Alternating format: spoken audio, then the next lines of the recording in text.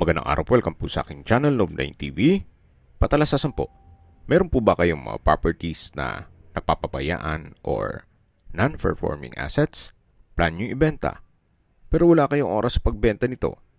Kung ito'y pagkakatiwala nyo po sa amin, tawag lang po kayo sa aking numero, usap po tayo, gawin ko po ng video for free.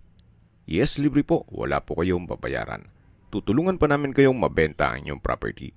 Kami na po bala sa marketing, sa boosting or paid ads. Even sa tripping, hindi na po kayo mapapagod sa pag-entertain ng mga buyers. Kami na po bala sa lahat.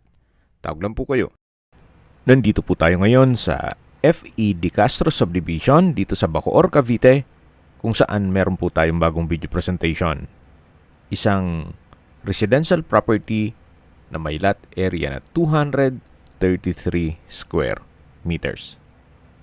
Ito po'y corner lot, titulado, buhay po ang may-ari, kaya wala po kayo maging problema sa documentation o sa transfer ng title.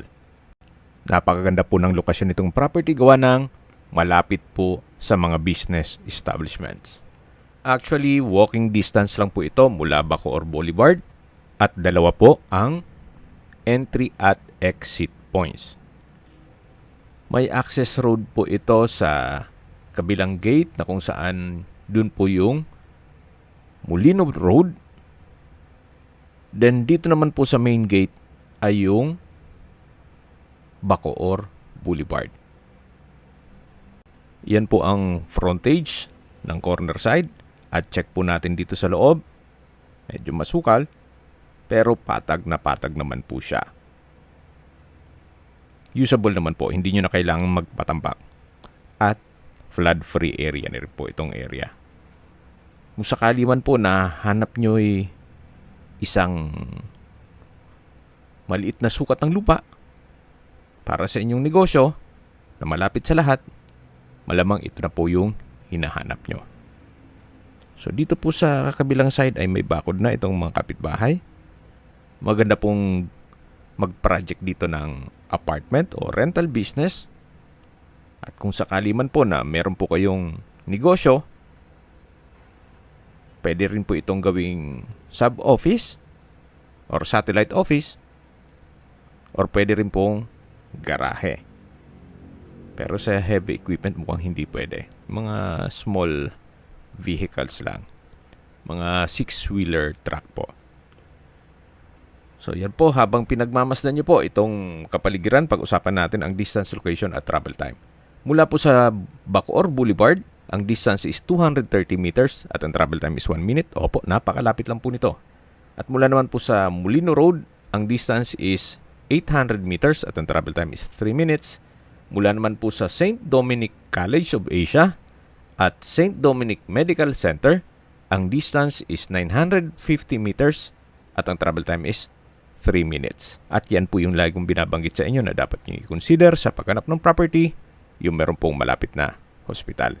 Hindi ko naman po sinasabing sakitin kayo. Yan naman po for emergency purpose lang naman. Mula naman po sa Nomo Vista Lifestyle Center, ang distance is 2.8 kilometers at ang travel time is 6 minutes. At mula naman po sa Manila o sa airport, ang distance is 13 kilometers at ang travel time is 23 minutes. Opo, ganun po siya kalapit sa Manila.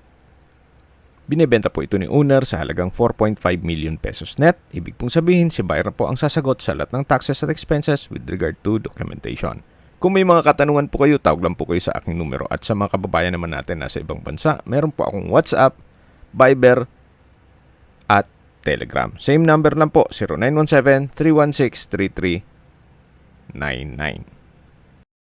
Sa mga nagtatanong naman po ng aming Facebook, meron po aming Facebook page na Nov9 TV at Facebook Real Video. Meron din pong TikTok at Instagram. May ibang YouTube channel po kami, the Nov9 TV channel, Nov9 TV Listings, Nov9 TV On The Spot, Nov9 TV Updates, at Nov9 TV House Rental. Sana po naibigyan nyo ang video presentation. Paki-like and subscribe na lang po sa aking channel para ma-update din po kayo sa aking future listings. Kung sakali po hanap nyo yung mas malaking sukat ng lupa, meron din po kami ibang listings na pwede nyong pagpilian. Huwag po kayong mag-atubiling tumawag sa amin.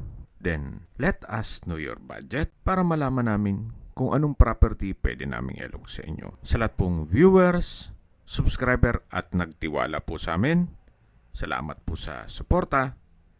Ingat po kayo lagi at yung pamilya. Maraming salamat po.